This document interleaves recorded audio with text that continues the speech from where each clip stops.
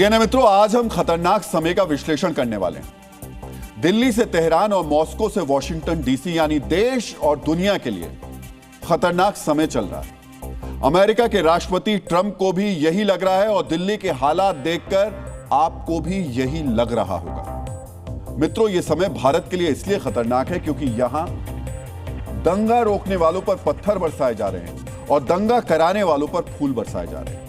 देश की राजधानी में पुलिस वालों पर हमले किए जाते हैं और दिल्ली में दंगा आरोपियों को मिठाइयां खिलाई जाती हैं, मालाएं पहनाई जाती हैं। इससे खतरनाक समय दिल्ली के लिए और देश के लिए क्या हो सकता है, बताइए। मित्रों, 24 घंटे पहले डीएनए में हमने दिल्ली के तुर्कमान गेट पर पथराव करने वालों की वैचारिक मरम्मत की थी।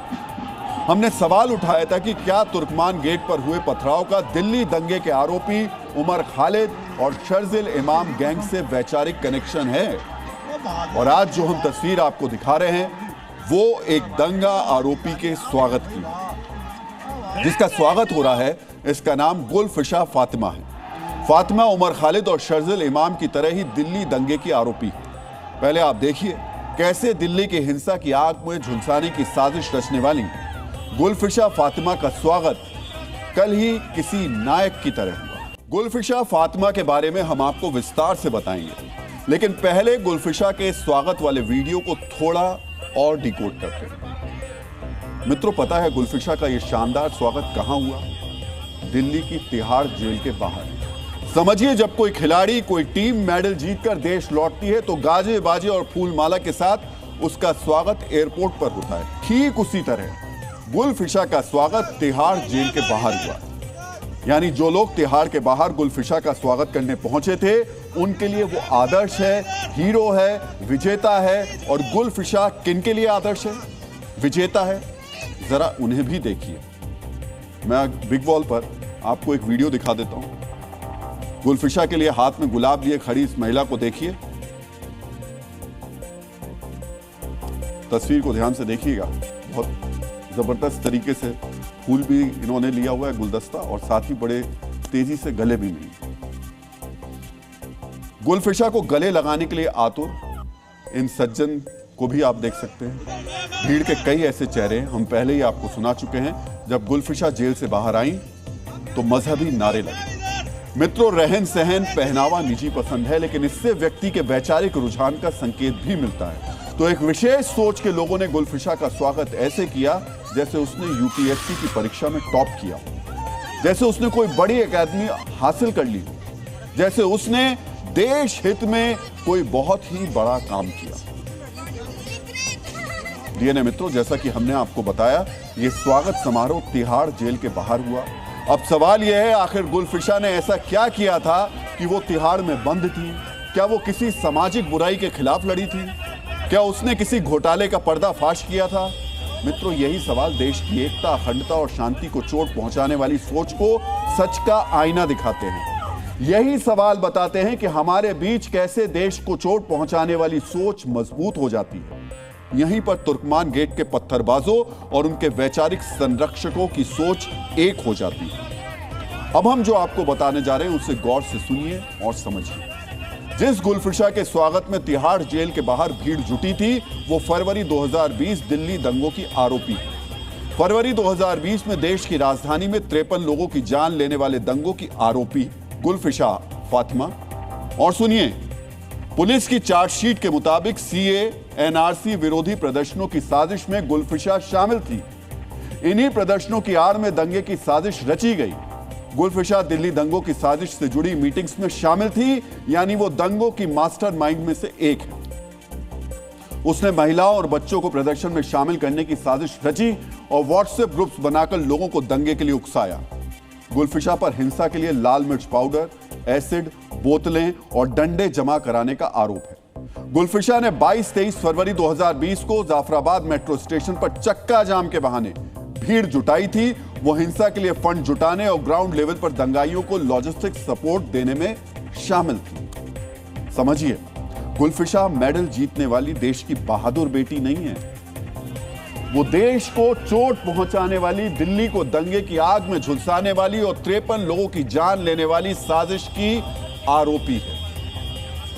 सोचिए, क्या कोई सामान्य व्यक्ति राष्ट्रभक्त भारतीय देश विरोधी सोच वाली आरोपी का स्वागत करेगा, उसका सम्मान करेगा, उसे अपना मॉडल या हीरो मानेगा? बिल्कुल नहीं मानेगा। अब सोचिए गुलफिशा का स्वागत करने वाले लोग कौन हैं, वो किस मानसिकता के हैं, उनकी विचारधारा क्या है। आज हमारी टीम दिल्ली में गुलफिशा के घर पहुंची, सोचा उसके घर वालों से सवाल पूछे कि क्या उन्होंने अपनी बेटी को यह नहीं बताया कि हिंसा गलत है, दंगों की साजिश करना अपराध है, लेकिन हमें गुलफिशा के घर पर ताला लगा मिला। ये जो है देखिए ताले लगे हैं मकानों में और कोई पड़ोसी फिलहाल बोलने को कुछ तैयार नहीं है यहाँ पर कि क्या हुआ था। गुलफिशा फातिमा जी को जानते हैं आप यहीं रहते हैं? फातिमा को जानते हैं आप? नहीं आप तो पुराने नहीं जानता। ये जो शिरीन रहमान और गुलफिशा फातिमा जो रिहा हुए हैं वो तो पता ही नहीं सर किसके बारे में बात कर रहे हो आप? है यहाँ की, लेकिन उसका चेहरा देखने के बाद ही बता सकते हैं कि कौन सी है। अच्छा, यहाँ पर कईयों है यहाँ पर, लेकिन ऐसे कैसे किसी का नाम बता सकती हूँ? सुना आपने, तिहाड़ के बाहर गुलफिशा का सम्मान करने वाले साफ साफ मुकर गए, कह रहे हैं हम उसे नहीं जानते। मित्रों, ये उसी मानसिकता के लोग हैं जो पत्थरबाजों को भी मासूम बताते हैं।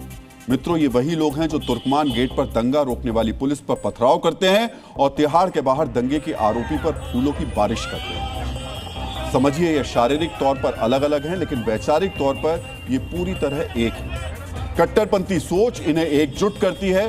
भारत विरोधी सोच वाली कट्टरपंथी वैचारिक एकता इन्हें मजबूती से जोड़ती है।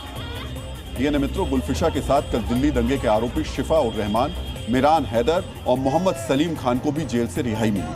हम दिल्ली में शिफा उर रहमान के घर पर भी पहुंचे। आपको जानकर हैरानी होगी कि दंगे के आरोपी शिफा से मिलने के लिए उसके घर भीड़ उमड़ पड़ी थी। लोग शिफा उर रहमान से ऐसे मिल रहे हैं जैसे कोई वो नायक हो।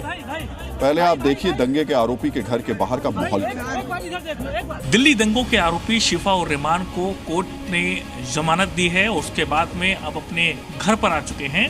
और इस वक्त मैं उन्हीं का जो मोहल्ला है ओखला इलाके में, वहीं पर मैं मौजूद हूं और जो आसपास में रहने वाले लोग हैं और इसी के साथ में शिफा उर रहमान के जो जानकार हैं वो उनसे मुलाकात करने के लिए उनके घर पर भी पहुंच रहे हैं।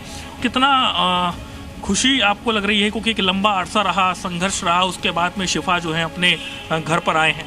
जी माशाल्लाह, ये तो हमारे लिए एक छोटी सी ईद की तरह है।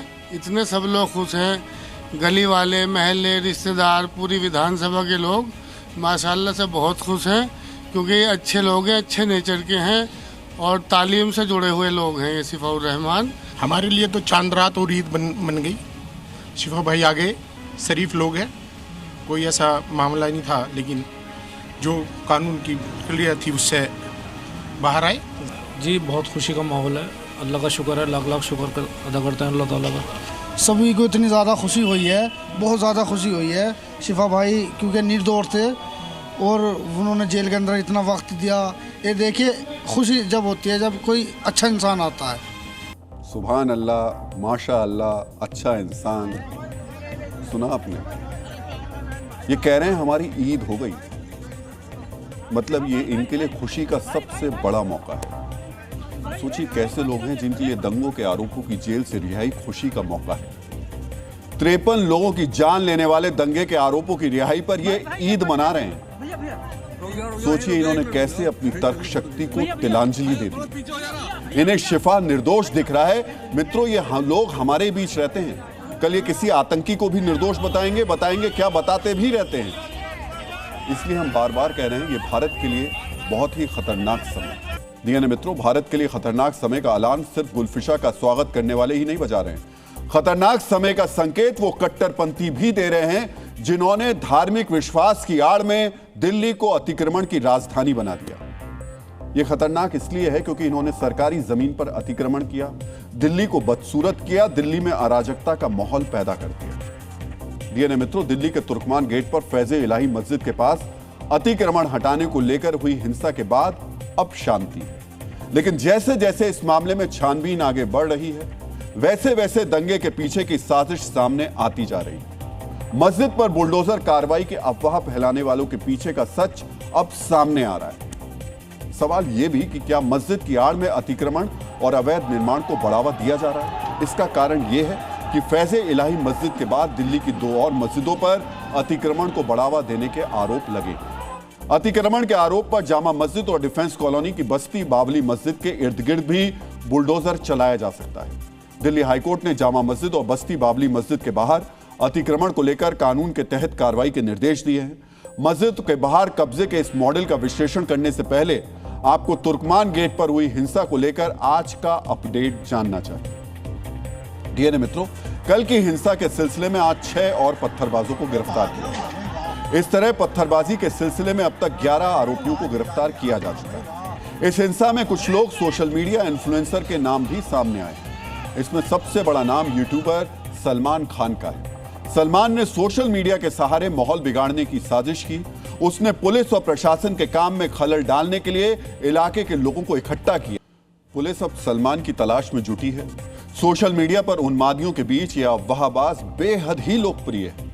इंस्टाग्राम पर उसके 23 लाख फॉलोअर हैं, जबकि फेसबुक पर करीब 4 लाख। आप समझ सकते हैं उसने अपनी जहरीली जुबान और अफवाह से कितने लोगों को हिंसा के लिए उकसाया होगा। इसी तरह हिंसा के मामले में पुलिस ने ऐमन रिजवी नाम की एक महिला को भी पूछताछ के लिए बुलाया है। ऐमन पर भी अतिक्रमण को लेकर पुलिस की कार्रवाई के खिलाफ भड़काऊ पोस्ट का आरोप है। ये महिला एक एनजीओ से जुड़ी है और कट्टरपंथियों से जुड़े हर प्रदर्शन में शामिल होती है। इससे पहले शाहीनबाग में सीएए के खिलाफ प्रदर्शन में भी ये पूरी तरीके से एक्टिव थी। कुल मिलाकर 10 सोशल मीडिया इन्फ्लुएंसर्स की लिस्ट पुलिस ने तैयार की है।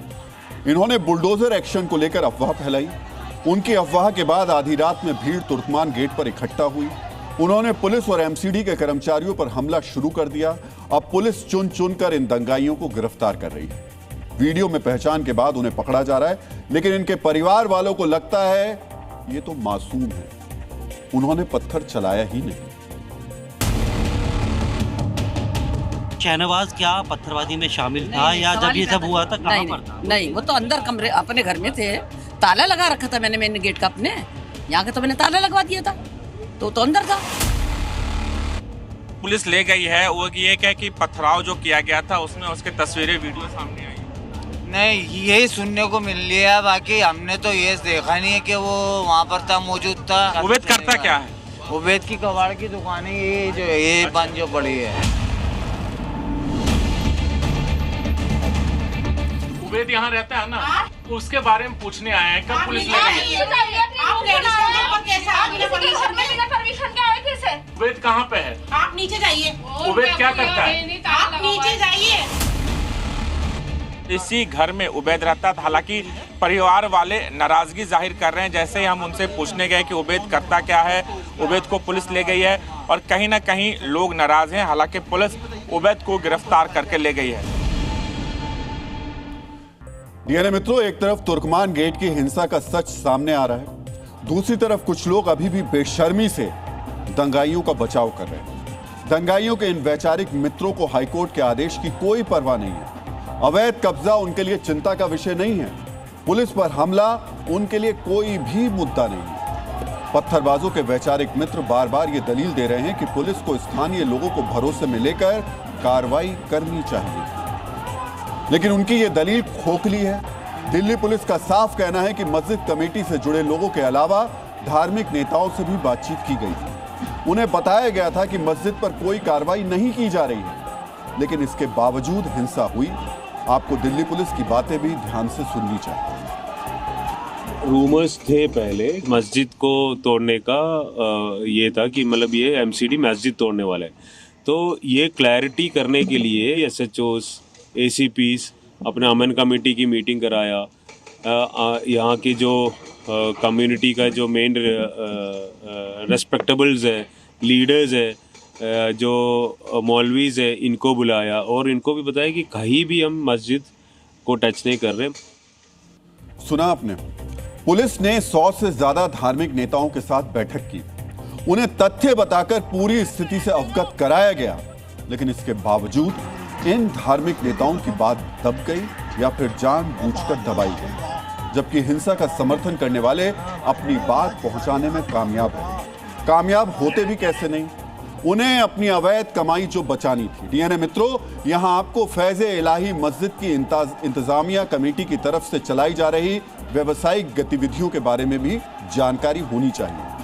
वो व्यवसायिक गतिविधियां जो 36,000 वर्ग फीट सरकारी जमीन पर अवैध कब्जा करके चलाई जा रही थी। इंतजामिया कमेटी सरकारी जमीन पर बारात घर चला रही थी जो शादियों और दूसरे आयोजन में इस्तेमाल होता था।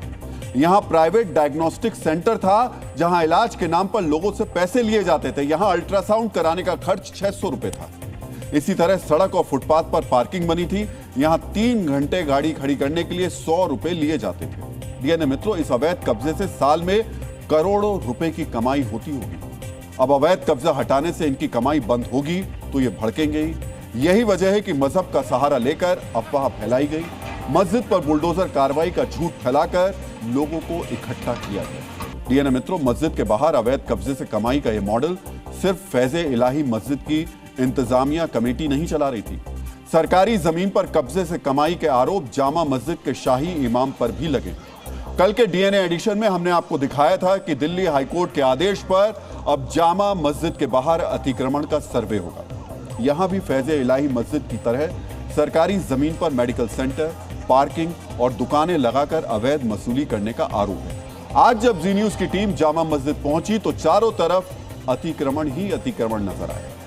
जामा मस्जिद का जो इलाका है भीड़-भाड़ पूरा इलाका है और इसी के साथ तमाम यहाँ पर जो दुकानें हैं आपको फुटपाथ पर यहाँ पर दिख जाएंगी। मेरे कैमरे पर्सन अगर आपको दिखाएं कि किस तरीके से पूरा जो एरिया है गेट नंबर 2 के आसपास का, कि किस तरीके से इस पूरे एरिया पर, पूरे रोड पर जो अवैध कब्जा है वो इस तरीके से यहाँ पर जो दुकानें हैं वो यहाँ पर चल रही हैं और करीब 700 से ज़्यादा जो शॉप्स हैं वो इस पूरे इलाके में बनी हुई हैं।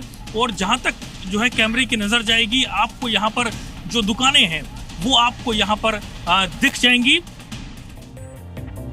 मस्जिद के बाहर अतिक्रमण की कड़ी में अब एक और नाम जुड़ गया है। दिल्ली की डिफेंस कॉलोनी इलाके में बावली मस्जिद के बाहर अतिक्रमण पर कार्रवाई के अब निर्देश दिए गए।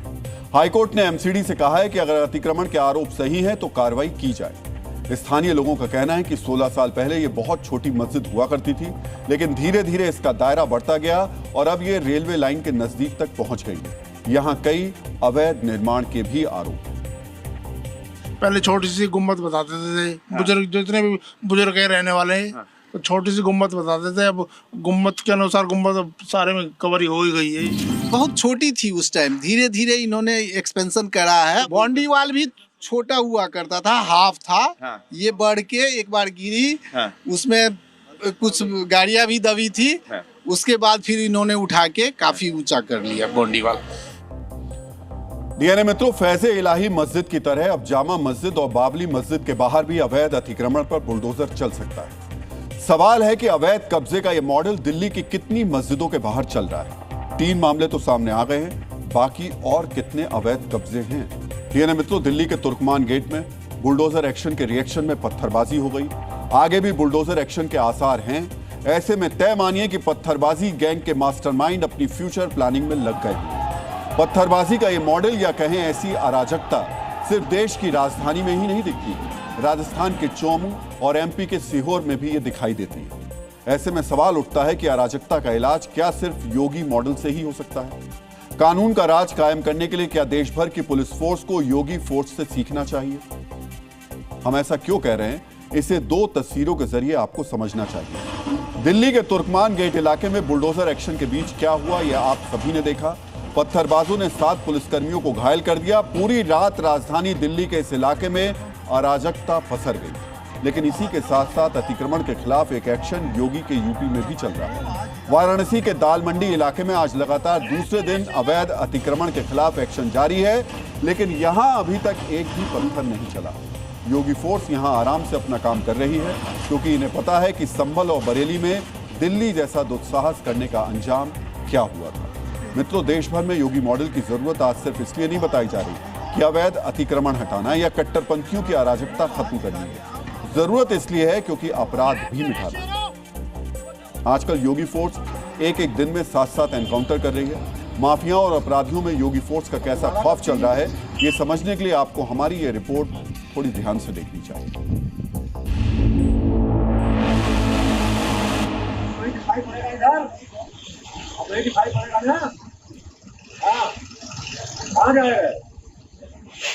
आ जाएगा छोड़ देगा कानपुर।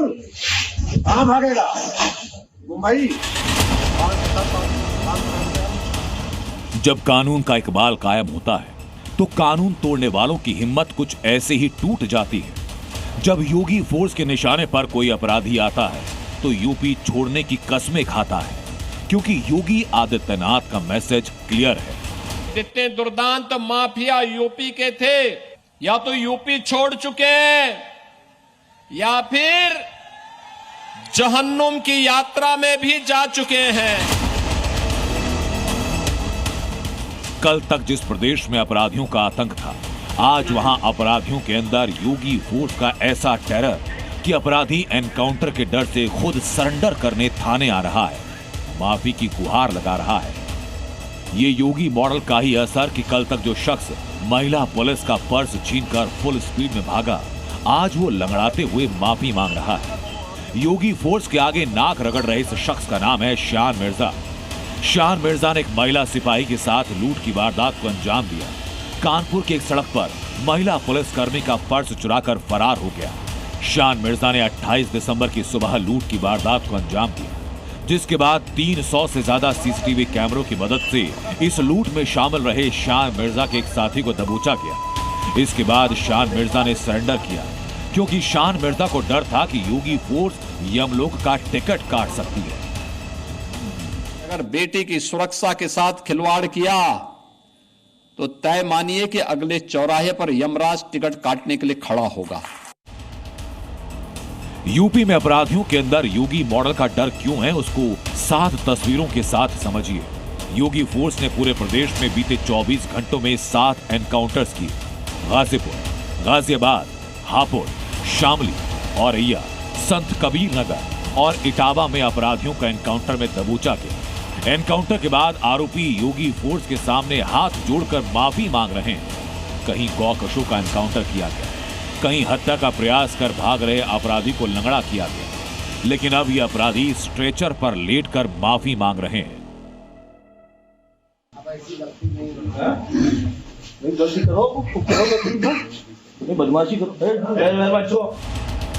यूपी में अपराध जो भी हो, अपराधियों का अंजाम एक ही होना है, और इसी अंजाम का डर अब अपराधियों के जहन में घर कर गया है।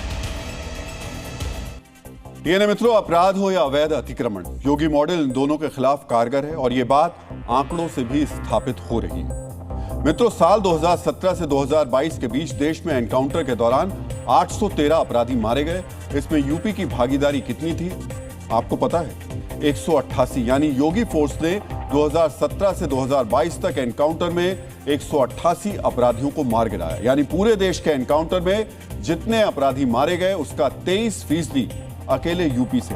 इसे आप ऐसे समझिए कि देश का हर चौथा अपराधी एनकाउंटर में योगी फोर्स के हाथों मारा गया। हालांकि देश भर में अवैध अतिक्रमण पर एक्शन का कोई राष्ट्रीय डेटा उपलब्ध नहीं है, लेकिन अगर सिर्फ यूपी के आंकड़ों पर नजर डालेंगे तो पता चलेगा कि 2017 से अब तक यूपी में 66,000 हेक्टेयर इलाके को अवैध अतिक्रमण से मुक्त कराया गया है। इसमें 280 से ज्यादा अवैध तरीके से बनाए गए धार्मिक स्थलों को भी हटाया गया है। यानी योगी मॉडल में अपराधियों के साथ साथ अवैध अतिक्रमणकारियों का भी इलाज हुआ है। योगी फोर्स के बुलेट और बुलडोजर दोनों भरपूर चले हैं। ऐसे में अब ये सवाल उठ रहे हैं कि क्या पूरे देश में भी ऐसे ही मॉडल की जरूरत है? डीएनए मित्रों, खतरनाक समय देश की राजनीति में भी चल रहा है, खासकर बंगाल की मुख्यमंत्री ममता बनर्जी के लिए। हिंदुओं के लिए बंगाल में खतरनाक समय लाने वाली ममता बनर्जी आज कह रही हैं, लोकतंत्र के लिए खतरनाक समय चल रहा है। बंगाल में चुनावी साल में दीदी बनाम ईडी हो गया। इस राजनीतिक संघर्ष की शुरुआत प्रवर्तन निदेशालय की एक छापेमारी से हुई। डीएनए मित्रों, ईडी ने आज पॉलिटिकल कंसल्टेंसी फर्म आईपैक यानी इंडियन पॉलिटिकल एक्शन कमेटी के दफ्तर और उसके डायरेक्टर प्रतीक जैन के घर पर छापेमारी की। वैसे तो ईडी इस तरीके की कार्रवाई करती रहती है, लेकिन यहां विवाद इसलिए खड़ा हो गया क्योंकि प्रतीक जैन ममता बनर्जी की पार्टी टीएमसी के आईटी सेल के प्रमुख भी हैं और ममता बनर्जी की पोल स्ट्रेटेजी टीम के प्रमुख सदस्य माने जाते हैं। इसके अलावा आईपैक टीएमसी के लिए रणनीति भी तैयार करती है। प्रतीक जैन पर छापेमारी की खबर मिलते ही ममता सरकार एक्टिव हो गई। सबसे पहले कोलकाता के पुलिस कमिश्नर मनोज वर्मा प्रतीक के घर पहुंच गए।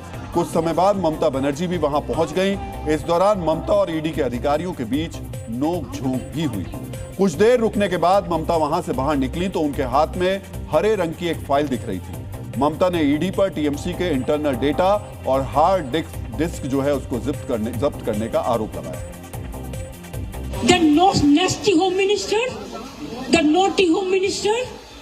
ये एक घटिया और शरारती गृह मंत्री है जो देश की सुरक्षा नहीं कर पा रहा है। मेरी पार्टी के सभी दस्तावेज उठाकर ले गए हैं। एक तरफ वे पश्चिम बंगाल में एसआईआर के जरिए मतदाताओं के नाम हटाने का काम कर रहे हैं तो दूसरी तरफ इस तरह की कार्रवाई की जा रही है।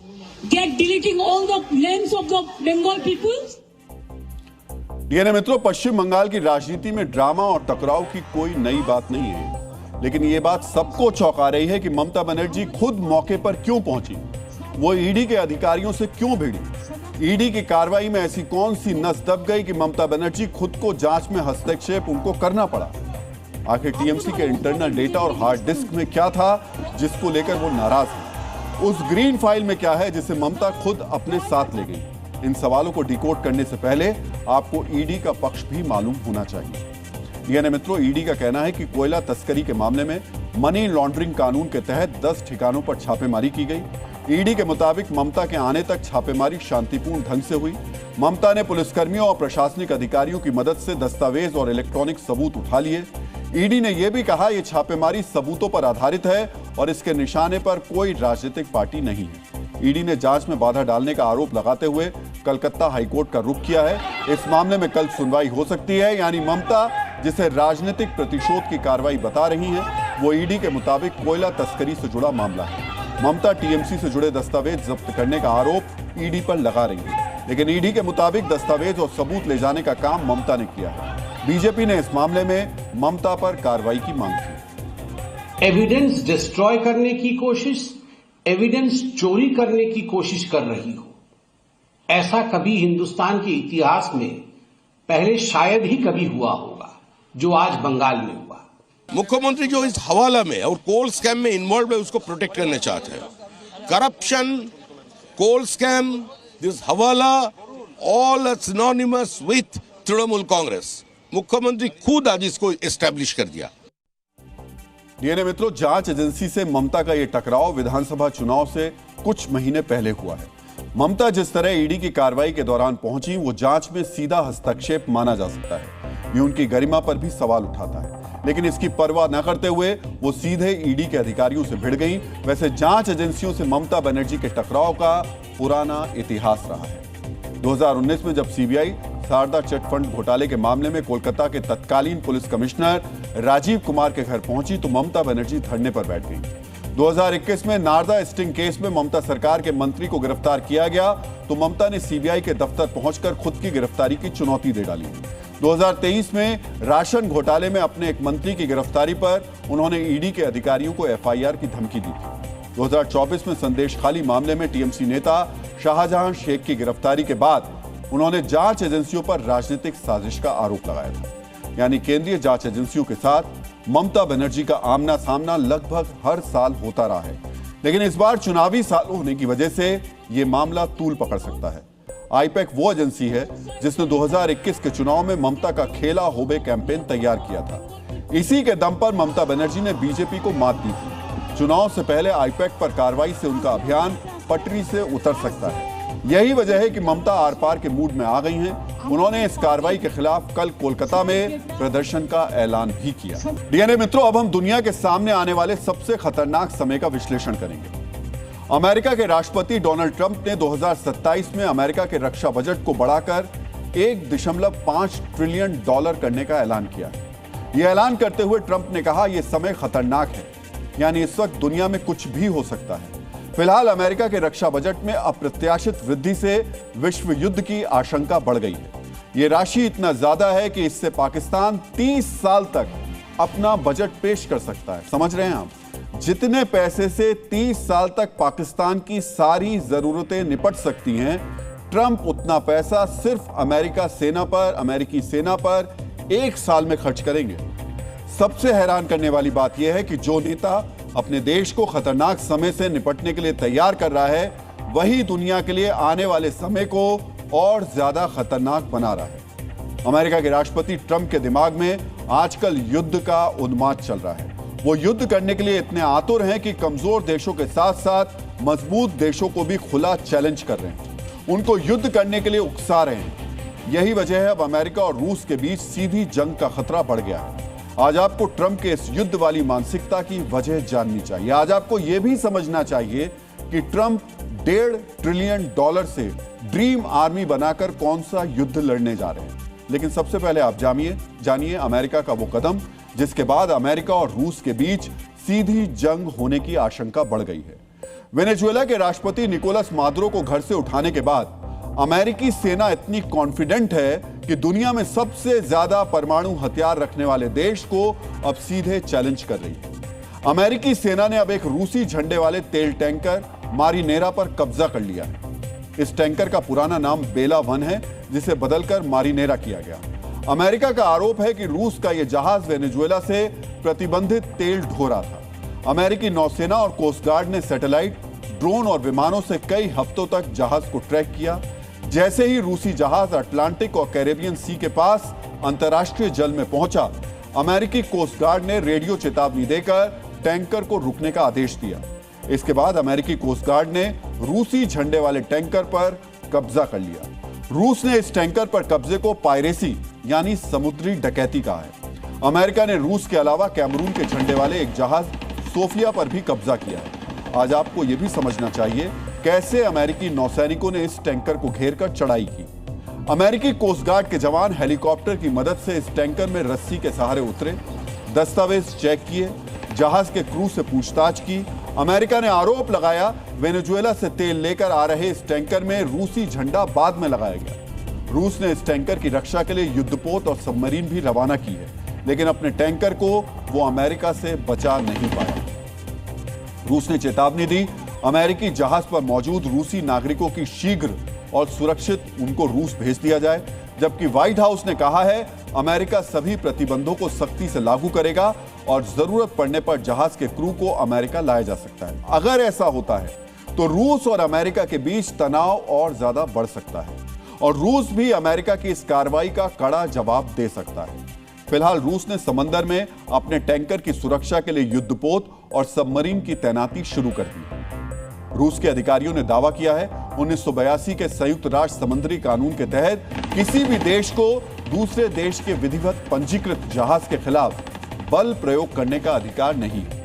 लेकिन अमेरिका आरोप लगा रहा है यह एक घोस्ट फ्लीट था, यानी एक ऐसा टैंकर जो नाम और झंडा बदलता है और फर्जी कागज दिखाता है। अमेरिका के इस कदम से मॉस्को की नाराजगी को आप रूसी नेताओं के आक्रामक बयान से समझ सकते हैं। मित्रों, इस घटना के बाद रूस के राष्ट्रपति व्लादिमीर पुतिन के करीबी एलेक्सी जुरावलेव ने अमेरिका को बड़ी धमकी दी है। आज आपको इस चेतावनी को बहुत ही ध्यान से सुनना चाहिए। जुरावलेव ने कहा, वेनेजुएला के राष्ट्रपति निकोलस मादुरो को गिरफ्तार करने के बाद अमेरिका उत्साहित है और हमें जवाब देना होगा। टॉर्पीडो से हमला करे या कुछ अमेरिकी नाव को डुबो दे, यानी रूस भी अमेरिकी जहाजों पर हमला कर सकता है। एलेक्सी जुरावलेव की धमकी को अमेरिका को इसलिए भी हल्के में नहीं लेना चाहिए क्योंकि वो रूसी संसद की रक्षा समिति के डिप्टी हेड हैं। रूस के नेता तो ऐसे हमले के जवाब में न्यूक्लियर हथियारों के इस्तेमाल का सुझाव दे रहे हैं, जबकि अमेरिका के रक्षा मंत्री पीटर हेग्सेथ ने कहा है अमेरिका ऐसे कदम उठाना जारी रखेगा। मित्रों, अमेरिका के राष्ट्रपति ट्रंप वेनेजुएला के बाद कई छोटे देशों को भी धमका रहे हैं। रूस के टैंकर पर कब्जा करके पुतिन को चैलेंज कर रहे हैं, लेकिन उनका अगला टारगेट ईरान है। इस बात का सबसे बड़ा संकेत मिल चुका है। वेनेजुएला की राजधानी से राष्ट्रपति मादुरो को उठाने वाले डेल्टा कमांडो अब तेहरान के बहुत ही करीब पहुंच चुके हैं। अमेरिका के राष्ट्रपति ट्रंप के आदेश पर काम करने वाले डेल्टा कमांडोज का मिडिल ईस्ट में पहुंचना तेहरान के लिए बड़ी टेंशन है। आज आपको डेल्टा कमांडोज के इस नए ऑपरेशन के बारे में जानना चाहिए, जो मिडिल ईस्ट के खतरनाक समय का सबसे बड़ा संकेत है। ट्रंप के आदेश पर डेल्टा फोर्सेस की चुनिंदा यूनिट्स को इराक ईरान बॉर्डर के पास तैनात किया गया है। यह तैनाती इराक के दियाला और वासित प्रांत में मौजूद अमेरिका के अस्थायी सैन्य ठिकानों पर की गई है। ये दोनों ठिकाने ईरान की राजधानी तेहरान से 450 किलोमीटर दूर हैं। फिलहाल डेल्टा कमांडो को फॉरवर्ड लोकेशंस पर अलर्ट के लिए रखा गया है, यानी वो किसी भी वक्त ऑपरेशन के लिए तैयार है। सीधे अमेरिकी राष्ट्रपति के आदेश पर काम करने वाली डेल्टा फोर्स की तैनाती कभी भी रूटीन नहीं मानी जाती। यानी बिना किसी बड़े मिशन के डेल्टा कमांडो तैनात नहीं किए जाते हैं। डेल्टा कमांडो हमेशा हाई वैल्यू टारगेट को निशाना बनाते हैं। इसीलिए इराक ईरान बॉर्डर पर डेल्टा की तैनाती को खामनेई पर एक्शन से सीधे जोड़ा जा रहा है। इससे पहले हम आपको डीएनए में ईरान के आसपास अमेरिकी सेना की सबसे बड़ी मौजूदगी की खबर दिखा चुके हैं, जिसे इराक पर अमेरिकी हमला के बाद सबसे बड़ी तैनाती माना जा रहा है। जिस वक्त ईरान में सरकार विरोधी प्रदर्शन में 35 से ज्यादा लोगों की मौत हो चुकी है, 1200 से ज्यादा लोगों को गिरफ्तार किया गया है, इसके बावजूद प्रदर्शन उग्र होता जा रहा है। और इस बीच अमेरिका के डेल्टा कमांडोज ने ईरान को घेर लिया। मतलब साफ है, अगले कुछ दिन वाकई मिडिल ईस्ट के लिए खतरनाक है, क्योंकि अब ईरान ने अमेरिका और सहयोगियों पर प्री एक्टिव अटैक यानी कि दुश्मन के हमला करने से पहले ही उस पर सैन्य वार करने की चेतावनी दे दी। ईरान की सेना के प्रमुख मेजर जनरल अमीर हातामी ने पहले हमले की चेतावनी देते हुए कहा कि उनके देश के खिलाफ हो रही बयानबाजी का जवाब सिर्फ शब्दों से नहीं बल्कि अब सैन्य कार्रवाई से दिया जाएगा। आज आपको ईरान की इस धमकी की वजह भी जाननी चाहिए। ईरान में सरकार के खिलाफ प्रदर्शन को अमेरिका और इजराइल खुला समर्थन दे रहे हैं। ईरान के चारों तरफ सेना की तैनाती की जा रही है और ईरान की सरकार को इसी बात से दिक्कत है। लेकिन यह हमला अमेरिका के अड्डों से पहले इजराइल पर हो सकता है। रूस के सूत्रों ने इस बात की जानकारी दी है। इस खबर के बाद रूस इजराइल में अपना दूतावास खाली करा सकता है, क्योंकि उसके पास इजराइल पर हमले की खुफिया सूचना मौजूद है। आज आपको भी ईरान के पलटवार की तैयारियों के बारे में जानना चाहिए। इजराइल से युद्ध खत्म होने के फौरन बाद ईरान ने अपनी बैलिस्टिक मिसाइल्स के निर्माण को तेज कर दिया। ईरान के पास अभी लगभग 3000 बैलिस्टिक मिसाइल मौजूद है। ईरान एक साथ 2000 मिसाइल दागने की क्षमता विकसित करने की कोशिश कर रहा था। अगर उसके पास ये क्षमता आ गई होगी तो पहले ही वार में वो दुश्मन का बड़ा नुकसान कर देगा। ईरान के पास फतेह 1 और फतेह 2 जैसी मिसाइल्स मौजूद हैं, जिनकी रेंज 1400 से 1800 किलोमीटर है। ईरान का दावा है उसकी फतेह मिसाइल आवाज से 15 गुना तेज रफ्तार से हमला करती है, यानी ये मिसाइलें हाइपरसोनिक हैं, जिन्हें रोकना नामुमकिन है। ईरान ने मध्यम दूरी की परमाणु हमला करने में सक्षम मिसाइलें बनाई हैं, यानी ईरान के पास परमाणु हथियार आ गए तो खामनेई और ज्यादा खतरनाक साबित होंगे। आज आपको यह भी समझना चाहिए कि ईरान अमेरिका और इजराइल की ताकत के बारे में जानने के बावजूद पहले हमला क्यों कर सकता है। तो पहले हमला कर ईरान खुद को आत्मरक्षा करने वाला दिखा सकता है, क्योंकि इजराइल और अमेरिका से लगातार ईरान को धमकियां दी जा रही हैं। इसके अलावा ईरान पहले हमला करके देश की जनता का ध्यान विरोध प्रदर्शनों से हटा सकता है। अगर ईरान की सरकार ने राष्ट्र संकट में है वाला नैरेटिव सेट कर दिया तो खामनेई देश में फिर से मजबूत हो जाएंगे और अमेरिका के लिए तख्ता पलट करना आसान नहीं। डीएनए मित्रों, ट्रंप ईरान में खामनेई के तख्ता पलट की तैयारी कर रहे हैं और ईरान की इस्लामिक सरकार खुद को फिर से देश में प्रासंगिक बनाने की तैयारी कर रही है। लेकिन पाकिस्तान में कुछ ऐसा हो गया है जिससे पूरी दुनिया हैरान है। पाकिस्तान के प्रधानमंत्री शहबाज शरीफ के खिलाफ पाकिस्तान में ही गिरफ्तारी का वारंट जारी कर दिया गया है, यानी शहबाज के लिए पाकिस्तान के अंदर ही खतरनाक समय चल रहा है। दावा किया जा रहा है शहबाज शरीफ अगर बलूचिस्तान में घुसेंगे तो उनको गिरफ्तार कर लिया जाएगा। आज आपको शहबाज शरीफ के खिलाफ अपने ही देश में जारी इस वारंट के बारे में जानना चाहिए। शहबाज के खिलाफ यह वारंट पाकिस्तान के कब्जे वाले बलूचिस्तान की निर्वासित सरकार ने जारी किया है। इसमें शहबाज शरीफ पर बलूचिस्तान के वीजा नियमों का उल्लंघन करने का आरोप लगाया गया है। उन पर बलूचिस्तान की संप्रभुता को गंभीर और जानबूझकर नुकसान पहुंचाने का भी आरोप है। कहा जा रहा है शहबाज शरीफ बलूचिस्तान के किसी हवाई अड्डे या एग्जिट पॉइंट पर आए तो उनको गिरफ्तार कर लिया जाएगा, क्योंकि ये बलूचिस्तान में बगैर वीजा के गैर कानूनी प्रवेश होगा। शहबाज शरीफ के खिलाफ गिरफ्तारी वारंट का ऐलान बलोच नेता मीर यार बलोच ने किया, जो बलूचिस्तान की आजादी के लिए संघर्ष कर रहे हैं। और यह वारंट पाकिस्तान के खिलाफ बलूचिस्तान के लोगों के गुस्से को प्रदर्शित करने का तरीका है। यानी भले ही शहबाज शरीफ को बलूचिस्तान जाने पर हथकड़ी ना लगे, लेकिन पाकिस्तान के प्रधानमंत्री को बलूचिस्तान के लोग अपना प्रधानमंत्री नहीं मानते। उनको यह संदेश जरूर दे दिया गया। डीएनए मित्रों, सामरिक रूप से खतरे का वक्त आज भारत की सीमाओं पर भी है। पहले पाकिस्तान और चीन की चुनौती थी, अब बांग्लादेश में बने भारत विरोधी माहौल की वजह से एक और बॉर्डर पर चैलेंज खड़ा हो गया है। ऐसी ही एक चुनौती से निपटने के लिए भारतीय सेना ने एक नया मिशन शुरू किया है, जिसे नाम दिया गया है शक्तिवान। कहा क्या है ये मिशन शक्ति बाण और ये किस तरह देश के दुश्मनों को पस्त करेगा, ये समझने के लिए आपको इस मुहिम से जुड़ी अहम खबर बेहद गौर से देखनी चाहिए। भारतीय सेना ने ऐसी रेजिमेंट बनाने का फैसला किया है जिनके जवान सिर्फ और सिर्फ ड्रोन का ही इस्तेमाल करेंगे। भारतीय सेना ऐसे 20 रेजिमेंट तैयार करेगी। भारतीय सेना की एक टैक्टिकल रेजिमेंट में औसतन 1000 सैनिक होते हैं। इस लिहाज से देखा जाए तो मिशन शक्ति बाण के तहत 20,000 ऐसे सैनिक तैयार किए जाएंगे जिन्हें ड्रोन के जरिए हमला और सुरक्षा करने में महारत हासिल होगी। भारतीय सेना के पास फिलहाल 80 प्लाटून है। हर एक प्लाटून में तकरीबन 20 सैनिक हैं और पैदल सेना की कुल 380 बटालियंस के पास एक या एक से अधिक ज्यादा अश्नी प्लाटून है। ड्रोन की इसी पावर को नेक्स्ट लेवल तक ले जाने के लिए भारतीय सेना ने मिशन शक्ति बाण शुरू किया है, ताकि जिस तरह चीन ने अपनी रॉकेट फोर्स तैयार की, उसी तरह भारतीय सेना के पास भी ड्रोन से हमलों के लिए एक बड़ी फोर्स तैयार हो जाए। शक्ति बाण के साथ साथ भारतीय सेना एक और लक्ष्य की तरफ तेजी से कदम बढ़ा रही है। इस मिशन का नाम है दिव्यास्त्र। अब हम आपको इस दिव्यास्त्र से जुड़ी महत्वपूर्ण जानकारी देने जा रहे हैं। डीएनए मित्रों, दिव्यास्त्र प्रोजेक्ट के तहत भारतीय सेना की आर्टिलरी यानी तोपखाने को ड्रोन से लैस किया जा रहा है। इस प्रोजेक्ट के तहत तोपखाने की हर यूनिट को निगरानी और हमला करने वाले ड्रोन से लैस किया जाएगा। निगरानी करने वाले ड्रोन से टारगेट को ढूंढकर उस पर गोले दागे जाएंगे और अगर लक्ष्य किसी ऐसी जगह है जहां तोप के गोले से प्रहार नहीं किया जा सकता, ऐसी सूरत में छोटे कामकाजी यानी सुसाइड ड्रोन्स के हमले उसके जरिए किए जाएंगे। इन जानकारियों को देखने के बाद आपके अंदर शायद सवाल उठ रहा हो कि आखिर भारतीय सेना बड़े पैमाने पर ड्रोन को अपने तरकश का तीर क्यों बना रही है। कहा जाता है युद्ध कला को सीखने के लिए जितना जरूरी युद्ध से जुड़ा साहित्य पढ़ना है, उससे कहीं ज्यादा जरूरी असल युद्ध को देखना और समझना है। यही भारतीय सेना कर रही है। यूक्रेन के युद्ध में ड्रोन्स ही वो हथियार हैं जिनके बलबूते पिछले 4 साल से यूक्रेन रूस जैसी सुपर पावर का मुकाबला कर रहा है। एक आंकलन के मुताबिक पिछले 4 साल के दौरान यूक्रेन ने ड्रोन्स बनाने और खरीदने पर तकरीबन 22,000 करोड़ रुपए खर्च किए हैं। इन ड्रोन से किए गए हमलों से यूक्रेन ने रूस को 1,80,000 करोड़ रुपए का नुकसान पहुंचाया है।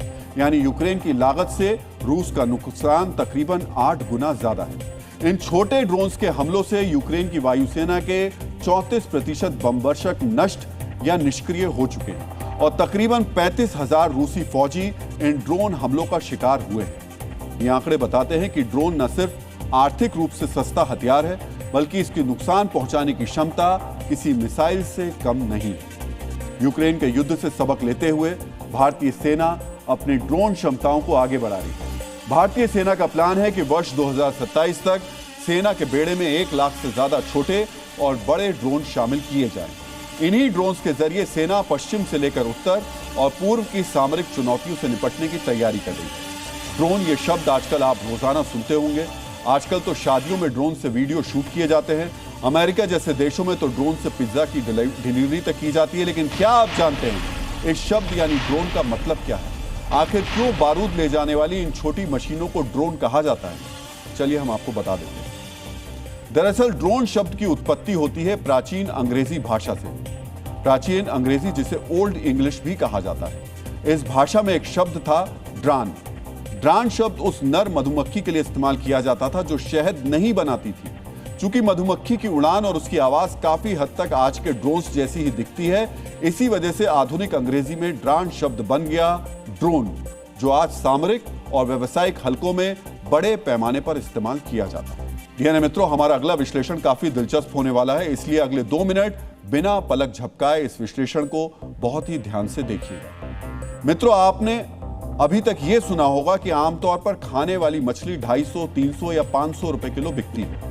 ज्यादा से ज्यादा 1,000 रुपए किलो मछली बिकती है। लेकिन क्या आप जानते हैं दुनिया की सबसे महंगी मछली कितने में बिकी? यह मछली इतनी महंगी है कि इसकी कीमत को पढ़ने में आपको 30 सेकंड का वक्त लग जाएगा। और एक बार आप देख भी लीजिए इस मछली की कीमत में कितने जीरो लगे हुए हैं। 1, 2, 3, 4, 5, 6, 7 जीरो इसके अंदर लगे हुए हैं। और ये जब हम इसकी कीमत बताएंगे तो आप सोच करके देख करके हैरान रह जाएंगे। आप सोच रहे होंगे आखिर ये मछली है कौन सी, कहाँ पाई जाती है और 29 करोड़ रुपए देकर इसे खरीदा किसने? हमारे इस विश्लेषण के अंत तक आपको इन सभी सवालों के जवाब मिल जाएंगे। मित्रों, जापान के टोक्यो में टोयोसु फिश मार्केट में हर साल मछलियों की नीलामी होती है और इस साल की पहली नीलामी में एक ब्लूफिन टूना मछली को 510 मिलियन येन यानी 29 करोड़ में बेचा गया। सबसे पहले आपको ये जानना चाहिए जो मछली 29 करोड़ में बिकी है उसकी खासियत क्या है। ये पैसिफिक ब्लूफिन टूना है। इस मछली को समुद्र की रानी कहा जाता है। इसे दुनिया की सबसे स्वादिष्ट मछली भी कहा जाता है। ये एक दुर्लभ प्रजाति है जो तेजी से तैरती है और समुद्र के गहरे पानी में रहती है। इसकी गुणवत्ता इतनी ऊंची होती है कि यह स्वास्थ्य के लिए भी फायदेमंद है। मित्रों, जिस ब्लूफिन टूना मछली को 29 करोड़ में बेचा गया उसका वजन 243 किलो है, यानी करीब 12 लाख के हिसाब से हम बात कर रहे हैं, 12 लाख रुपए प्रति किलो। ऐसे में सवाल उठता है, आखिर इस मछली को खरीदा किसने? तो दुनिया की सबसे महंगी मछली के खरीदार का नाम है कियोशी किमुरा। किमुरा को दुनिया का टूना किंग भी कहा जाता है। वो मशहूर सुशी चेन सुशी जैनमई के मालिक हैं और इस मछली को खरीदने के पीछे उनका मकसद अपनी रेस्तरां चेन की मार्केटिंग। किमुरा ने पिछले साल इसी नीलामी में 20 करोड़ में मछली खरीदी थी और इस साल उन्होंने अपने ही पुराने रिकॉर्ड को तोड़ दिया। 29 करोड़ की मछली के बाद अब हम आपको एक और हैरान करने वाली खबर दिखाने जा रहे हैं। अब तक लोग अपनी बीमारी का पता करने के लिए खुद डॉक्टर के पास जाते थे, लेकिन अब आर्टिफिशियल इंटेलिजेंस ने ऐसी तकनीक इजाद कर ली है कि मरीज की नींद में ही उसको उसकी बीमारी का पता चल जाएगा। ये एआई वाला डॉक्टर कैसे काम करेगा, अब इसे समझिए। अमेरिका की मशहूर स्टैनफोर्ड यूनिवर्सिटी ने एक ऐसा एआई मॉडल तैयार किया है जो नींद के दौरान ही ये पता लगा लेगा कि इंसान के अंदर कौन सी बीमारी है। इस आर्टिफिशियल इंटेलिजेंस मॉडल को नाम दिया गया है स्लीप FM1। इस मॉडल में बीमारी का पता लगाने के लिए पॉलीसोमनोग्राफी इस्तेमाल की जा रही है, यानी सोने से पहले शरीर के अलग अलग हिस्सों जैसे दिल, दिमाग पर सेंसर लगा दिए जाते हैं। ये सेंसर सोते वक्त इंसानी शरीर के अंदर का कंपन रिकॉर्ड करते हैं और उस कंपन के आधार पर एआई आंकलन करके बीमारी का नाम बता देता है। डीएनए में अब आज का संदेश, खुद को इस कदर बनाइए कि पाने वाले कद्र करें और खोने वाले अफसोस करें। डीएनए में अब आपको जय हिंद कहने का समय आ गया है। जय हिंद। डीएनए में कल आपसे फिर मुलाकात होगी। तब तक के लिए अपना ख्याल रखिए, सुरक्षित रहिए, मुस्कुराते रहिए। धन्यवाद।